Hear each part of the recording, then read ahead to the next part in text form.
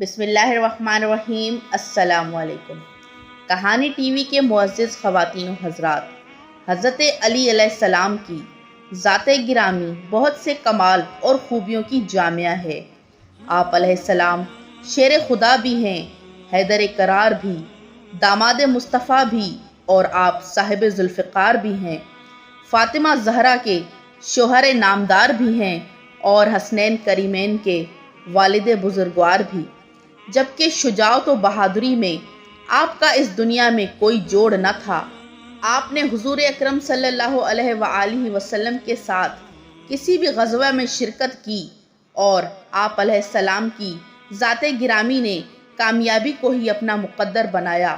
لیکن کچھ جنگیں ایسی بھی ہیں جو تاریخ میں بہت کم لکھی گئی ہیں، جن میں سے ایک جنگ بیر العلم بھی ہے، جو حضرت علی علیہ السلام نے جنوں کے خلاف لڑی تھی۔ جی ہاں ناظرین، آج کی ویڈیو میں ہم ایسی جنگ کا ذکر کریں گے جس میں حضرت علی علیہ السلام نے 20,000 جنوں کو قتل کیا اور بہت سے قبیلوں کو دائرہ اسلام میں داخل کیا۔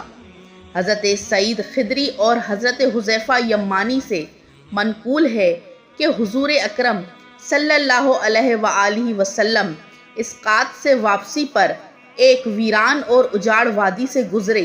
آپ صلی اللہ علیہ وآلہ وسلم نے صحابہ سے پوچھا کہ یہ کون سا مقام ہے، جس پر حضرت عمر بن امیہ زمری نے کہا کہ اسے وادی کثیب الارض کہتے ہیں۔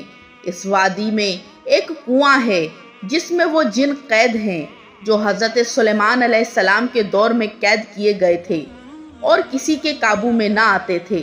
مزید بتایا کہ یہی وہ مقام ہے جہاں سے تباہ کا لشکر گزرا تھا تو جنہوں نے اس کے 10,000 سپاہی مار دیے تھے۔ آپ صلی اللہ علیہ وآلہ وسلم نے یہ سن کر فرمایا کہ اگر ایسا ہے تو پھر یہیں رک جاؤ۔ چنانچہ وہیں پر تمام لوگ رک گئے۔ پھر آپ صلی اللہ علیہ وآلہ وسلم نے فرمایا کہ 10 آدمی جا کر کنویں سے پانی لے کے آئیں۔ یہ 10 آدمی صحابہ جب پانی لینے کے لیے کنویں کے قریب پہنچے تو اس میں سے ایک عفریت برآمد ہوا اور ایک آواز دی جس سے ہر طرف آگ پھیل گئی اور دھرتی کانپنے لگی۔ یہ دیکھ کر تمام لوگ واپس آ گئے سوائے حضرت ابو العاص کے۔ وہ آگے بڑھتے چلے گئے یہاں تک کہ آگ میں شہید ہو گئے۔ پھر حضرت جبریل امین علیہ السلام تشریف لائے اور انہوں نے فرمایا کہ آپ حضرت علی بن ابی طالب کو علم دے کر بھیجیں۔ چنانچہ آپ علیہ السلام کے حکم کے مطابق حضرت علی کو روانہ کیا۔ آپ صلی اللہ علیہ وآلہ وسلم نے دعا کی کہ ہمیشہ کی طرح علی بن ابی طالب کو فتح نصیب ہو۔ جب مولا علی علیہ السلام وہاں پہنچے تو وہی عفریت برآمد ہوئی اور اونچی آواز میں کچھ پڑھنے لگا۔ یہ دیکھ کر امام علی علیہ السلام نے فرمایا کہ میں علی بن ابی طالب ہوں، میرا شیوا، میرا عمل سرکشوں کی سرکوبی کرنا ہے۔ یہ دیکھ کر اس نے آپ پر حملہ کیا۔ حضرت امام علی علیہ السلام نے اس کے حملے کو ناکام کیا۔ اس کے بعد آپ نے ذوالفقار سے اس کے 2 ٹکڑے کر ڈالے اور بعد میں کنویں سے شعلے اور دھواں برآمد ہوا اور بے شمار ڈراؤنی شکلیں سامنے آ گئیں۔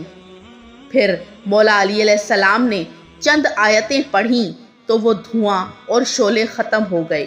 اس کے بعد امام علی نے پانی نکالنے کے لیے برتن کنویں میں ڈالا۔ جنات نے وہ برتن باہر پھینک ڈالا۔ اس کے بعد مولا علی علیہ السلام نے کچھ پڑھا اور کہا مقابلے کے لیے آ جاؤ۔ چنانچہ اس کے بعد ایک عفریت برآمد ہوئی، اس کو امام علی علیہ السلام نے قتل کر دیا۔ پھر برتن ڈالا تو دوبارہ وہی ہوا۔ الغرض جب 3 بار ایسا ہوا تو امام علی علیہ السلام نے اصحاب سے کہا کہ میں کنویں میں جاتا ہوں اور تم برتن میں مجھے ڈال کر رسی پکڑو اور میں کنویں کے اندر اترتا ہوں۔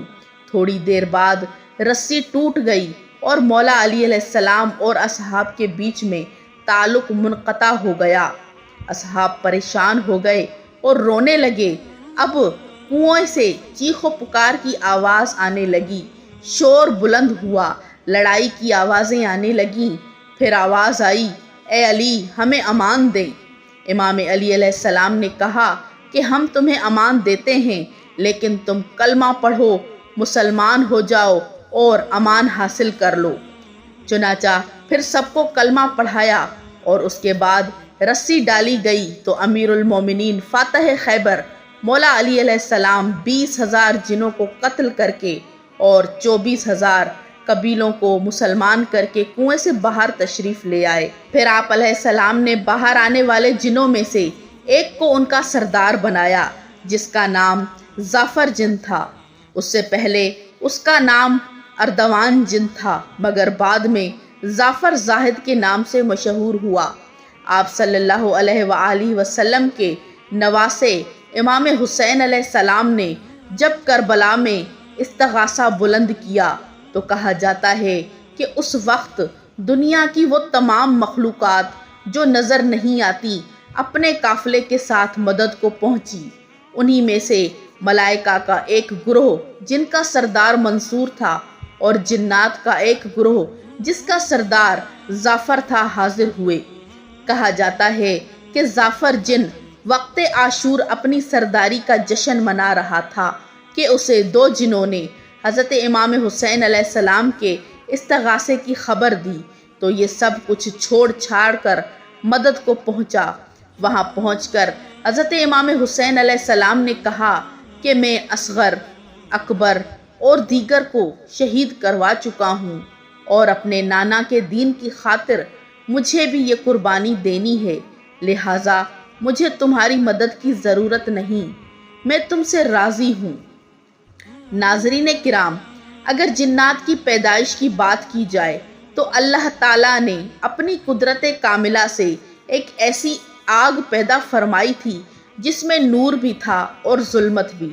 چنانچہ نور سے فرشتے وجود میں آئے اور فرشتے کی پیدائش میں نور شامل تھا، اس لیے ان کی زندگی میں اطاعت آ گئی، اور ظلمت سے دیو وجود میں آئے تھے جس کی وجہ سے ان میں سرکشی آ گئی۔ جن ایک ایسی نہ دکھائی دینے والی مخلوق ہیں جن کی قرآن پاک میں بہت ساری صفات بیان ہوئی ہیں، جیسا کہ نمبر 1، اللہ نے جن و انس کو اپنی عبادت کے لیے پیدا کیا۔ اللہ عز و جل نے فرمایا، میں نے جنات اور انسان کو محض اسی لیے پیدا کیا کہ وہ صرف میری عبادت کریں۔ ان میں سے بعض گروہ مومن اور صالح ہیں اور بعض گروہ کافر ہیں، یعنی تمام جن شیاطین نہیں، ان میں بھی مذاہب، گروہ، فرقے اور خاندان ہوتے ہیں۔ فرمایا، اور ہم میں سے بعض نیک کردار ہیں اور بعض اس کے علاوہ ہیں۔ ہمارے کئی طرح کے مذہب ہیں، جبکہ عوام الناس میں یہ بات مشہور ہے کہ جنات انسانوں سے بہتر ہیں، جبکہ قرآنی آیات سے یہ نتیجہ نکلتا ہے کہ انسان جنوں سے بہتر ہے، کیونکہ خداوند عالم نے جتنے بھی انبیاء اور مرسلین ہدایت کے لیے بھیجے وہ سب انسانوں میں سے تھے، اور انہی میں سے پیغمبر اکرم صلی اللہ علیہ وآلہ وسلم ہیں جن پر جنوں کا ایمان تھا اور آپ کی اتباع اور پیروی کی۔ اسی طرح شیطان کا جناب آدم علیہ السلام کو سجدہ نہ کرنا، جس کی وضاحت قرآن کریم میں بیان ہوئی ہے، یہ جنوں کے سردار میں سے تھا۔ سورہ کہف آیت نمبر 50 یہ خود انسانوں کی فضیلت کی دلیل ہے۔ حضرت صلی اللہ علیہ وآلہ وسلم نے فرمایا، خداوند عالم نے جنوں کی 5 قسمیں پیدا کی ہیں، ایک وہ جو ہوا کی طرح دکھائی نہیں دیتی، دوسری قسم سانپ کی طرح، ایک قسم بچھو کی طرح، ایک قسم زمین کے حشرات اور ایک قسم انسان کی طرح ہے جن کے لیے حساب و کتاب رکھا گیا ہے۔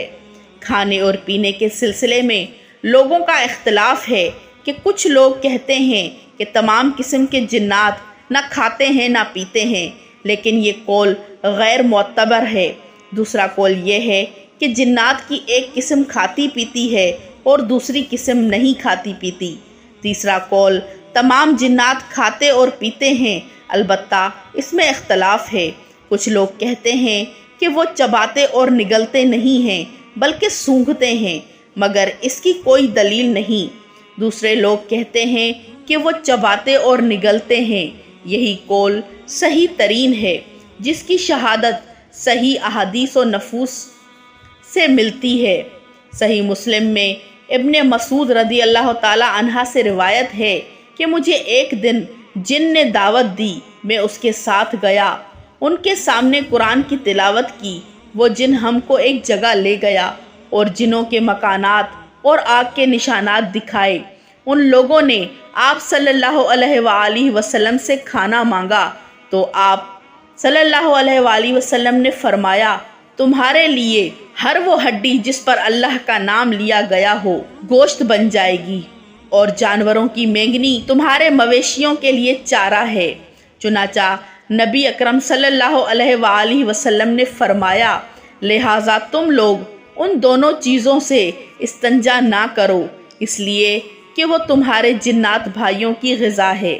امام جلال الدین السیوطی کہتے ہیں کہ جنات اکثر و بیشتر نجاست کی جگہوں پر ہوتے ہیں، مثلاً کھجوروں کا جھنڈ، بیت الخلاء، کچرے کے ڈھیر اور غسل خانوں میں رہتے ہیں۔ اس کے علاوہ جنات ٹیلوں، وادیوں، بلوں یعنی سوراخوں، ویرانوں اور انسانوں کے ساتھ رہتے ہیں، اور چکنائی والے کپڑوں اور جھاڑیوں میں بھی جنات رہتے ہیں۔ اللہ پاک سے دعا ہے کہ ہمیں جنوں کے شر سے محفوظ فرمائے، آمین۔